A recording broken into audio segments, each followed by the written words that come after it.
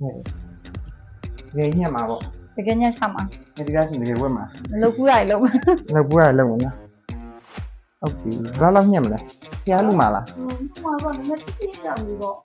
အားမလည်းအဲ့လိုညက်ပြီးတဲ့ပုံမျိုးတော့ အဲ့ဆိုရင်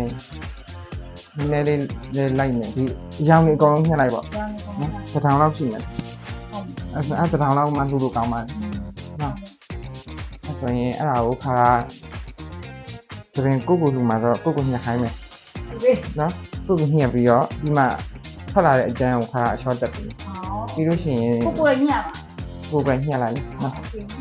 ညှက်ဘူးလား ညက်ဘူး အဲ့ဆိုပူကောင်းတာပေါ့ဟုတ်ပြီအဲ့ဆိုရင်ခေါင်းရင်လျှော်မယ်ခေါင်းလျှော်မယ်ပြီးလို့ရှိရင်ဒီညှက်တဲ့သပင်ကိုလည်းလှူမဲ့သပင်ကိုလည်းကောင်းအောင်လို့ပေါင်းပြီးလိုက်မယ်နော်ပေါင်းပြီးမှတစ်ခါတည်းညှက်မယ်ဒီသပင်နဲ့ကောင်းအောင်လို့ကွာပြီးရင်ကောင်းအောင်လို့အခြေကိုလည်းပေါင်းပြီးလိုက်မယ်နော်အဲ့ဆိုရင်အရင်ဆုံးခေါင်းလျှော်ပြီးတော့ပေါင်းမယ်ပေါင်းပြီးမှညှက်မယ်နော်